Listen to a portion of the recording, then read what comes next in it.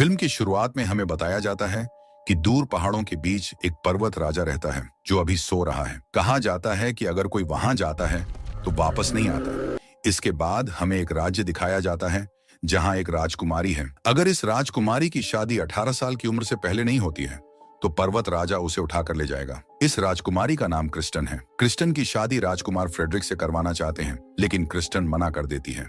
उसके पिता उसे कहते हैं कि कल उसकी सालगिरह है और उसे शादी करनी होगी, लेकिन क्रिस्टन नहीं मानती और किले से निकलकर जंगल में आ जाती है। उधर जंगल में हमें एक लड़का दिखाई देता है जो एक गरीब परिवार का बेटा है और खाने की तलाश में आया है। वह क्रिस्टन के घोड़े को देखकर घबरा जाता है और पानी में गिर जाता है और यहाँ पर क्रिस्टीन उसकी मदद करती है। फिर वह क्रिस्टीन से पूछता है कि क्या वह खाना खाएगी, और इधर क्रिस्टीन इतनी ज्यादा भूखी होती है कि वह इसका सारा खाना खा जाती है और उधर वह उसे देखकर बहुत ज्यादा हैरान होता है और क्रिस्टीन खाना खाकर वहां से चली जाती है। इसके बाद एस्पिन उसे जाते हुए अपना नाम बताता है, लेकिन क्रिस्टीन सिर्फ थैंक यू कहकर वहां से चली जाती है और वह उसे अपना नाम नहीं बताती। उसके बाद एस्पिन वापस घर आता है। उसके पिता उससे खाने की चीजें मांगते हैं, लेकिन उसके पास सिर्फ एक सेब बचता है। उसके पिता उससे नाराज हो जाते हैं। इसके बाद वे एस्पिन के बाकी दोनों भाइयों को जंगल में खाना लाने के लिए भेजते हैं। फिर जब एस्पिन रात को घर में अकेला होता है तो उसे ऐसा महसूस होता है जैसे शायद कोई मॉन्स्टर है, और अब वह एक छड़ पर आग लगाकर उसे घुमाने लगता है और चिंगारी की वजह से पूरे घर में आग लग जाती है, लेकिन किसी तरह वह वहां से बचकर निकल आता है। और दूसरी तरफ हम क्रिस्टीन को देखते हैं जो रात को जंगल में घूम रही होती है। तभी उसे वहां किसी की आवाज सुनाई देती है। उसका घोड़ा डर जाता है, उसे गिराकर वहां से भाग जाता है और फिर वहां एक बहुत बड़ा मॉन्स्टर आता है और क्रिस्टीन पर हमला करता है। और एस्पिन उन्हें बताता है कि ये सब एक मॉन्स्टर की वजह से हो रहा है, मैंने उसे देखा है। उसके बाद फ्रेडरिक अपने साथियों के साथ आता है और अब वह एस्पिन से क्रिस्टीन के बारे में पूछता है, लेकिन सभी लोग उसे इनकार में जवाब देते हैं। अब एस्पिन यहाँ पर समझ गया था कि जिससे वह जंगल में मिला था वह लड़की राजकुमारी क्रिस्टीन थी, और जब राजकुमार फ्रेडरिक एस्पिन से पूछता है तो वह घबरा जाता है। अब फ्रेडरिक को एस्पिन पर शक हो जाता है। वह अपनी तलवार एस्पिन पर रख देता है और कहता है, मुझे तुरंत क्रिस्टीन के बारे में बताओ। तब एस्पिन के पिता फ्रेडरिक को बताते हैं कि एस्पिन को मॉन्स्टर दिखाई देते हैं। सिड्रिक और उसके साथी इस बात पर हंसने लगते हैं कि एस्पिन अभी भी पुरानी बातों पर यकीन करता है। अब एस्पिन सिड्रिक से सवाल करता है, तुम क्रिस्टीन के साथ क्या करोगे? तो सिड्रिक उसे बताता है, मैं क्रिस्टीन से शादी करूंगा और शादी के बाद उसकी सल्तनत को अपना बना लूंगा। फिर मैं उसे मार डालूंगा और जो भी उसे ढूंढने में मेरी मदद करेगा मैं उसे इनाम दूंगा। सिड्रिक के चले जाने के बाद एस्पिन के पिता अपने दोनों बेटों को कुछ पैसे देते हैं और कहते हैं, हमें क्रिस्टीन को ढूंढना होगा ताकि हमें इनाम मिले और हम अपना घर फिर से बसा सकें। यह सुनकर एस्पिन अपने पिता से पूछता है, मैं क्या करूं? तो एस्पिन के पिता उसे कहते हैं, तुम जहां जाना चाहते हो तो जा सकते हो, लेकिन अब यहाँ दोबारा कभी मत आना। यह सुनकर एस्पिन बहुत ज्यादा उदास हो जाता है, लेकिन फिर भी एस्पिन अपने पिता के मना करने के बावजूद अपने भाइयों के साथ चल देता है और उसे जंगल में एक रास्ते पर एक आईना मिलता है जिसे वह अपने पास रख लेता है। उसके बाद तीनों को रास्ते में एक बूढ़ी औरत की आवाज सुनाई देती है जो मदद मांग रही होती है, लेकिन एस्पिन के भाई उस बात पर ध्यान नहीं देते और आगे बढ़ जाते हैं, मगर एस्पिन अकेला उस आवाज के पीछे जाता है। अब उस रास्ते में एस्पिन को एक डायन दिखाई देती है जिसकी नाक बहुत लंबी थी और वह लकड़ी में फंसी हुई थी। अब एस्पिन उस डायन की मदद करता है और वह डायन एस्पिन से पूछती है, तुम यहाँ क्या कर रहे हो? एस्पिन उसे बताता है, हम राजकुमारी क्रिस्टीन को ढूंढने निकले हैं। डायन एस्पिन को बताती है कि राजकुमारी क्रिस्टीन को किंग माउंटेन के एक बहुत बड़े मॉन्स्टर ने उठा लिया है। अगर तुम उसे बचाना चाहते हो तो सिर्फ एक ही रास्ता है, तुम्हें उस मॉन्स्टर को मारना होगा, लेकिन वह मॉन्स्टर केवल एक ही चीज से मर सकता है, एक जादुई तलवार से जो एक नदी के नीचे छिपी हुई है। और एस्पिन उस डायन से पूछता है कि मुझे नदी कहाँ मिलेगी, जिस पर डायन उसे एक जादुई नक्शा देती है और कहती है, इसी रास्ते पर जाकर तुम्हें वह नदी मिलेगी। और वहीं दूसरी तरफ राजा के पास एक आदमी आता है और उसे बताता है कि राजा की बेटी यानी राजकुमारी क्रिस्टीन को एक मॉन्स्टर उठाकर ले गया है।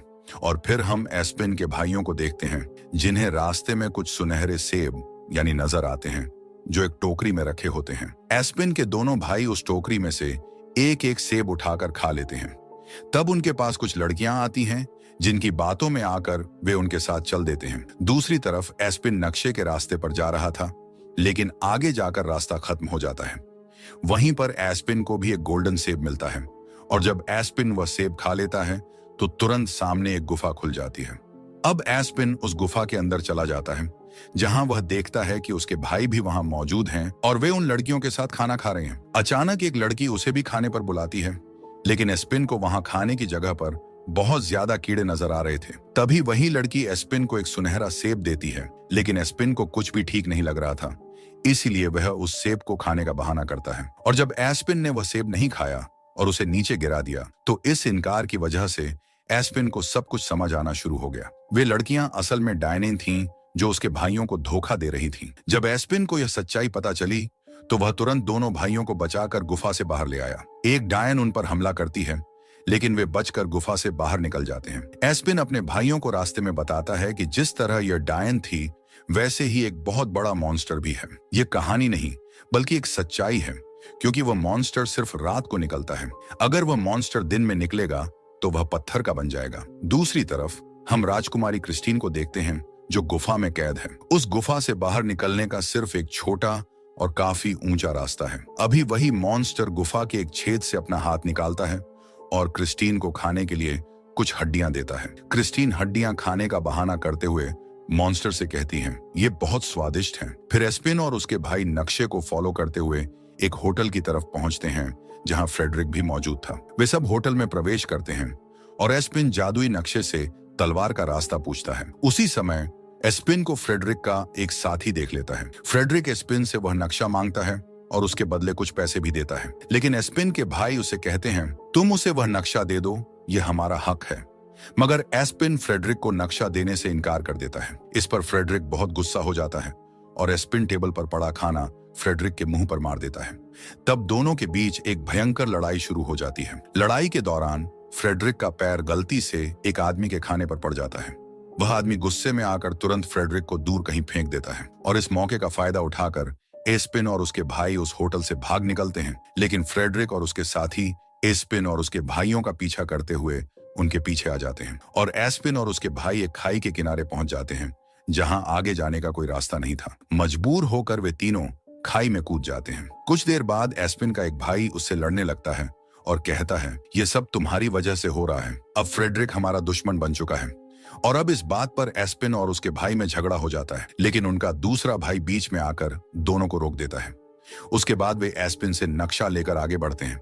रास्ते में एस्पिन को एक भालू की खाल मिलती है, जिसे वह अपने पास रखना चाहता था, लेकिन उसके भाई उसे मना कर देते हैं। अब एस्पिन और उसके दोनों भाई एक ऐसी जगह पहुंचते हैं जहां बहुत घनी धुंध फॉग छाई हुई थी और वहां इतनी घनी धुंध थी कि उन्हें कुछ भी नजर नहीं आ रहा था। सोचे समझे आगे बढ़ जाता है और इसी दौरान वह अपने दोनों भाइयों से अलग हो जाता है। जैसे ही एस्पिन के भाई उससे बिछड़ते हैं, फ्रेडरिक और उसके साथी अचानक वहां आकर उन्हें पकड़ लेते हैं। फ्रेडरिक जब एस्पिन के बारे में पूछता है तो एस्पिन के दोनों भाई झूठ बोलते हैं कि एस्पिन मर चुका है। दूसरी तरफ एस्पिन को आखिरकार वह नदी मिल जाती है और वह नदी के अंदर जाकर बड़ी सावधानी से जादुई तलवार को बाहर निकाल लाता है। जब वह तलवार लेकर वापस आ रहा होता है तो रास्ते में उसे उसके भाई मिलते हैं, जिन्हें फ्रेडरिक ने बंदी बना रखा था। और अब फ्रेडरिक के पास जादुई नक्शा भी आ चुका था। एस्पिन, जिसने पहले मिली हुई भालू की खाल अपने साथ रखी थी, वही खाल पहनकर फ्रेडरिक और उसके साथियों को डराने जाता है। यह चाल अस्थायी रूप से सफल हो जाती है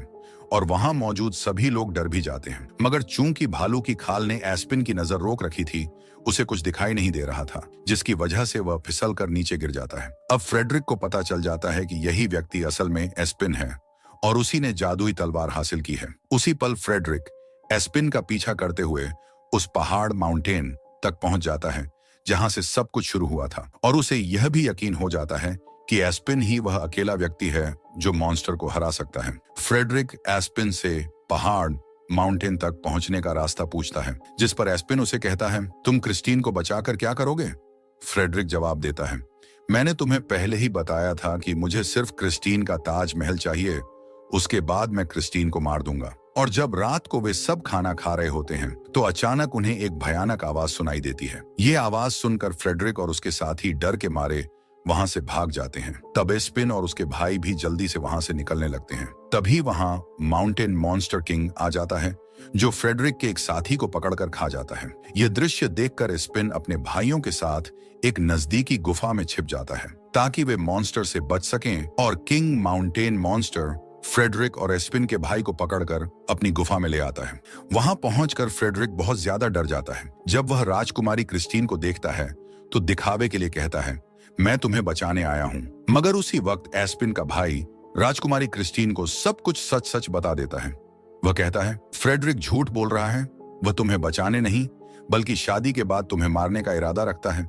और वह एस्पिन का भाई क्रिस्टीन से कहता है, फ्रेडरिक सिर्फ तुम्हारे ताज को चाहता है, वह तुमसे कभी प्यार नहीं करता। यह सब कुछ जानने के बाद क्रिस्टीन गुस्से में आकर फ्रेडरिक के सिर पर एक बड़ी हड्डी मारती है, जिससे वह बेहोश हो जाता है। फिर क्रिस्टीन उस युवक से पूछती है, तुम कौन हो? जिस पर वह जवाब देता है, मैं एस्पिन का भाई हूं। यह सुनकर क्रिस्टीन बहुत खुश हो जाती है और उम्मीद से पूछती है, क्या एस्पिन वाकई हमें बचाने आएगा? एस्पिन का भाई उसे तसल्ली देते हुए कहता है, तुम बेफिक्र हो जाओ, एस्पिन जरूर आएगा और हमें यहां से बचा लेगा। दूसरी ओर हम एस्पिन और उसके भाई को देखते हैं, जो एक कांच की बोतल में जुगनुओं को बंद करते हैं ताकि उन्हें रोशनी के तौर पर इस्तेमाल कर सके। चलते चलते वे तीनों किंग मॉन्स्टर की गुफा तक पहुंच जाते हैं। ये गुफा बहुत बड़ी और जटिल थी, जिसमें कई रास्ते थे। अब वे तीनों एक रास्ता चुनकर उस पर चल पड़ते हैं, इस उम्मीद के साथ कि वे जल्द ही क्रिस्टीन को खोज लेंगे। जब वे उस रास्ते पर चल रहे होते हैं तो अचानक एस्पिन का पांव एक गड्ढे में फंस जाता है और वह उसी गड्ढे में लटक जाता है, अपनी जादुई तलवार के सहारे। उसी गड्ढे के अंदर से उसे नीचे अपना भाई और राजकुमारी क्रिस्टीन दिखाई देते हैं। यह देखकर एस्पिन तुरंत एक रस्सी नीचे फेंकता है और उन दोनों को ऊपर खींच लेता है। अब जब सब लोग फिर से एक साथ हो जाते हैं तो वे गुफा से बाहर निकलने का रास्ता ढूंढते हैं, लेकिन जैसे ही वे बाहर जाने लगते हैं, रास्ते में वही भयानक किंग माउंटेन मॉन्स्टर सो रहा होता है। सब लोग बेहद सावधानी से, बिना उसे जगाए, उसके बड़े शरीर के ऊपर से दबे पांव गुजरते हैं और आखिरकार गुफा से बाहर निकल आते हैं। लेकिन फ्रेडरिक घबरा जाता है और अचानक कूदते हुए उस मॉन्स्टर के कमरे में गिर जाता है, जिससे वह मॉन्स्टर जाग उठता है। अब सब लोग गुफा की चोटी पर चढ़ चुके होते हैं ताकि मॉन्स्टर उन तक न पहुंच सके, लेकिन वह भी बड़ी ताकत से ऊपर चढ़कर उनके पीछे आ जाता है। एस्पिन अपनी तलवार से उस मॉन्स्टर पर हमला करता है, मगर मॉन्स्टर अपने हाथ से तलवार को पीछे धकेल देता है। तब सब लोग मिलकर मॉन्स्टर पर हमला करते हैं, लेकिन उनके सभी हमलों का उस पर कोई असर नहीं होता। वह मॉन्स्टर सबको खाने के लिए आगे बढ़ता है, लेकिन थोड़ी ही देर में सुबह होने वाली थी और इस मॉन्स्टर को मारने का एक खास तरीका था। अब एस्पिन अपने बैग से वही जादुई आईना निकालता है जो उसे जंगल में मिला था। एस्पिन जादुई आईना उस मॉन्स्टर की ओर मोड़ता है और मॉन्स्टर पर उसका प्रतिबिंब दिखाता है। उस प्रतिबिंब की वजह से वह मॉन्स्टर पत्थर की मूर्ति बन जाता है और नीचे गिरकर टुकड़ों में बिखर जाता है।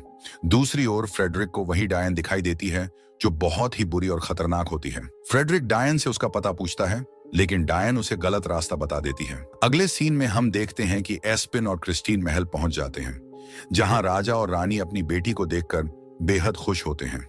वे एस्पिन और उसके भाइयों का धन्यवाद करते हैं और अपनी बेटी को बचाने के लिए उनकी बहादुरी और बलिदान की सराहना करते हैं। राजा और रानी उन्हें दिल से धन्यवाद कहते हैं, क्योंकि उन्होंने अपनी जान खतरे में डालकर राजकुमारी क्रिस्टीन को बचाया था। इसके बाद एस्पिन और उसके दोनों भाई वापस अपने घर पहुंच जाते हैं, जहां वे जादुई आईना और अन्य चीजें अपने पिता को दे देते हैं। पिता उनकी बहादुरी और कोशिशों से बहुत खुश होते हैं और एस्पिन से दिल से माफी भी मांगते हैं। फिर एस्पिन इनाम में मिले हुए पैसे अपने पिता को दे देता है, जिससे वे बहुत प्रसन्न हो जाते हैं। इसके बाद वे सब मिलकर अपना घर दोबारा बनाना शुरू करते हैं और इसी दौरान क्रिस्टीन भी उनके पास आ जाती है। क्रिस्टीन एस्पिन को लेकर जंगल में घूमने जाती है, जहां वे सुखद पल बिताते हैं। और दूसरी तरफ हम फ्रेडरिक को देखते हैं, जो डायन द्वारा बताए गए गलत रास्ते की वजह से जंगल में भटक गया था। वहां फ्रेडरिक को वही गोल्डन सेब मिलती है और वह बिना कुछ सोचे समझे उस सेब को खा लेता है। फिर वही लड़कियां आकर फ्रेडरिक को अपने साथ ले जाती हैं, जो पहले भी डायन थीं,